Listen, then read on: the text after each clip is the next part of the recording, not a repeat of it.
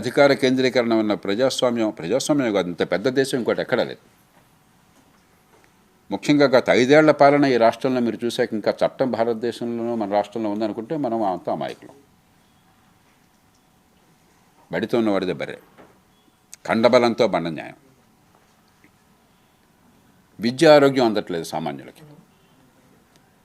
కాబట్టి ఈ విజయాలను చూసి గర్వపడుతూనే మన పొరపాట్లు సవరించుకునే ఏర్పాటు కావాలి. నేను చాలా వినమ్రంగా కోరుతున్నాను. సామాన్య ప్రజల్ని మనం తిరిగితే లాభం లేదు. 30 కోట్లు ఖర్చు పెట్టామంటే జనం డబ్బులు అడుగుతున్నారు, డబ్బులు పంచాం. కారణం సామాన్యులు కాదు, పేదరికం బాధలు అనిపిస్తున్నటువంటి సామాన్యులు కాదు.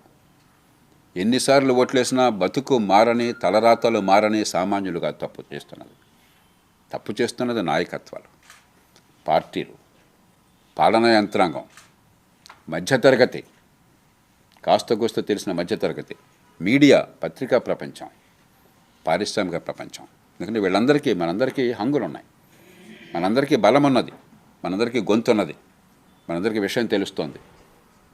మనం చేసిన పొరపాట్ల భారాన్ని సామాన్యుల మీద నెడుతున్నాం. చాలా తేలిగ్గా చెప్పడం, జనం ఓట్లకు డబ్బులు అడుగుతున్నారు సార్ అని చెప్పడం చాలా తేలిక. ఎందుకు అడుగుతున్నారని మర్చిపోతున్నాం మనం. ఎవరికి ఓటేసినా నా బతుకు మారదన్న భావం ఉన్నప్పుడు చచ్చినోడి పెళ్ళికి వచ్చిందే కట్నం అని చెప్పిన డబ్బు తీసుకుంటున్నాడు తప్ప ప్రజలు చెడ్డవాళ్ళు కాబట్టి కాదు. మనం నిజాయితీ అని చర్చ కావాలి, ఈ సమాజంలో మార్పును తీసుకురావాలని చెప్పంటే. వాక్ స్వాతంత్రం వచ్చాక, ఓటు హక్కు వచ్చాక, స్వపరిపాలన వచ్చాక రాజ్యాంగబద్ధమైన పద్ధతుల్లో మీ ఓటును ఉపయోగించండి, మీ వాక్ స్వాతంత్రాన్ని ఉపయోగించండి. శాంతియుతంగా ఇతరులకు ఆటంకం లేకుండా 10 మంది నిరసన చూపే పద్ధతులు ఉపయోగించండి తప్ప ఆ పాతకాల పద్ధతుల్ని ఉపయోగించే హక్కు మనకు లేదు. అంబేద్కర్ చాలా స్పష్టంగా చెప్పారు అన్నాడు. కానీ ఈనాడు ఏం జరుగుతుందో మీకు తెలుసు, నాకు తెలుసు. దానికి సామరస్యపూర్వక వాతావరణంలో చర్చల ద్వారాను, ప్రజల్ని ఒప్పించడం ద్వారాను, వాదన పటిమ ద్వారాను, వాస్తవాల ఆధారంగాను, తర్కం ఆధారంగా కాకుండా ఎంత పెద్ద గొంతుతో అరిస్తే, బస్తీ మే సవాలని తొడగొడితే, ఎంత బూతులు మాట్లాడితే అది గొప్ప చర్చగా మనం అనుకుంటున్నాం. Liberty, equality, fraternity. లిబర్టీ అంటే మన స్వేచ్ఛ, ఈక్వాలిటీ సమానత్వ భావన, ఫ్రెటర్నిటీ మనమంతా సోదరులం అన్న భావన, మంది హితాన్ని కూరే భావన. ఈ 3 కలిసి ఉంటేనే ఒక త్రిశూలంలాగా, ఒక ట్రినిటీ లాగా, ఒక త్రిమూర్తుల్లాగా అప్పుడు రిపబ్లిక్ రాణిస్తుంది, రాజ్యాంగానికి విలువ ఉంటుంది, ప్రజాస్వామ్యం సార్థకమవుతుంది. భారతదేశంలో ఉన్నంత అధ్వాన్నంగా ప్రపంచంలో విద్య ఇంకెక్కడా లేదు. నష్టపోతోంది సామాన్య కుటుంబీకులు. కాబట్టి నేను రాజకీయ పార్టీలని, పత్రికల్ని, మధ్యతరగతి వర్గాల్ని, అధికార యంత్రాంగాన్ని, పారిశ్రామిక వర్గాన్ని, అంటే సమాజంలో నిజమైన బలం ఉన్నవాళ్ళు 5 వర్గాలు. మిగతా సామాన్య ప్రజలకు గొంతు లేదు, బలం లేదు.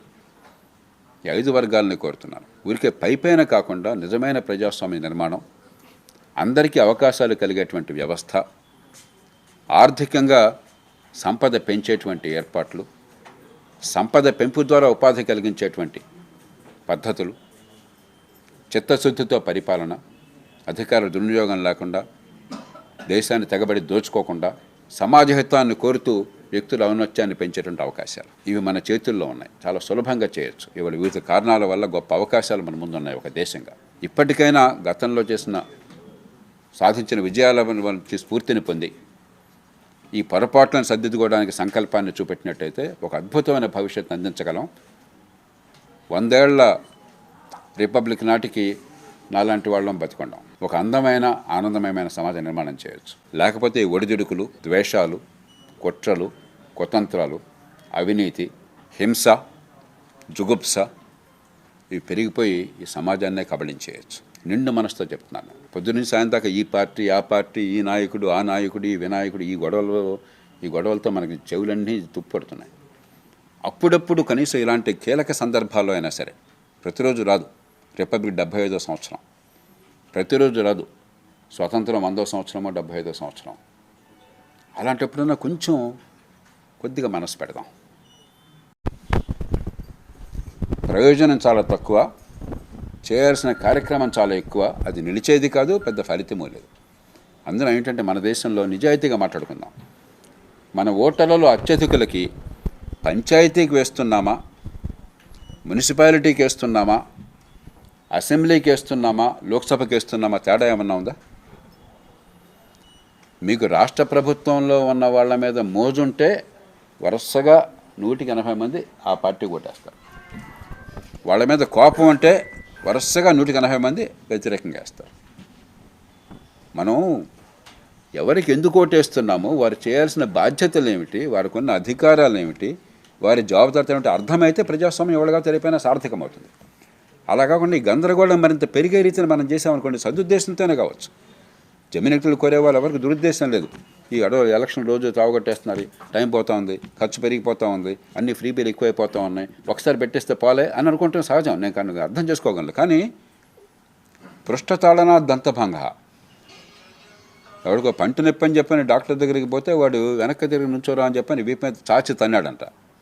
పంట నొప్పి పోలా, వీరి నొప్పి వచ్చింది. కాబట్టి మన సమస్యకి పరిష్కారాన్ని లోతుగా ఆలోచించాలి తప్ప ఏదో ఒకటి చేద్దామని చేయడం కాదు. నేను ఎప్పుడూ నిర్మమాటంగా చెప్పాను, నాకు విశాఖపట్నమా విజయనగరమా మరొకరో తేడా లేదు. ప్రభుత్వం పని వ్యాపారం కాదు. ప్రభుత్వం ఇన్ని రంగాలు విఫలమవుతుంది. ఇప్పుడు నేనంతా ఏకలో పెట్టాను, అవన్నీ వాస్తవాన్ని మీకు తెలుసు. మీ పని మీరు ఏడవకుండా వేరే పని మీరు చేయక్కర్లేదు. కానీ మంచి వచ్చాడో పరిశ్రమలు పెట్టాము. జాతీయ స్థాయిలో ప్రభుత్వం అనుకూలంగా ఉన్నది.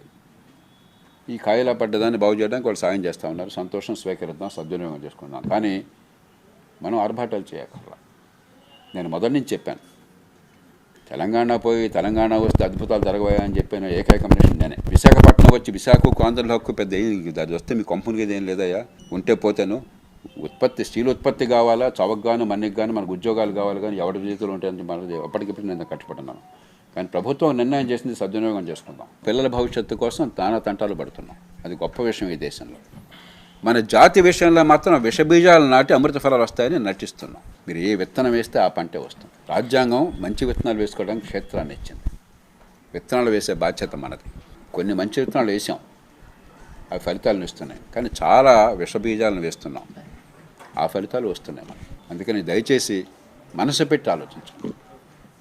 ఇప్పుడు ప్రతిరోజు కూడా ఈ సినిమా రిలీజ్ అయిందా, దాని కలెక్షన్ ఎంత, లేకపోతే ఈ నాయకుడు తొడగొట్టాడా, ఆ నాయకుడికి ఇదైందా, పద ఏ గాడిదికి వచ్చింది, ఎవరికి వస్తే నీకేం కావాలి నాకేం కావాలయ్యా, మన బతుకులకి ఏంటి దానికి కాదా, మనకు అంత ఎక్సైట్మెంట్ ఏంటి వాడి బతుకు. మన బతుకుల నుంచి ఎక్సైట్మెంట్ తెచ్చుకోండి మీరు. మన పిల్లల గురించి ఆలోచించుకోండి మీరు. మన చుట్టూ ఉన్న పరిసరాలను గురించి ఆలోచించుకోండి మీరు. ఆడేవాడిని గురించి మనకెందుకయ్యా ఈ గొడవ, అంత బానిసలు అయిపోయినావా మనం. అదేమి సొంతలను గురించి చర్చ, వాడి పదవులను గురించి చర్చ, వాడి బూతులను గురించి చర్చ. కొంచెం బయటపడతారని ఆ గొప్ప మహనీయుడు గురజాడ అప్పారావు గారు, దేశం అంటే మట్టి కాదో, దేశం అంటే మనుషులు అన్నాడు. మనకి కొంచెం మనసు ఉంటే ఆ పదం నుంచి తెలిసిపోతుంది.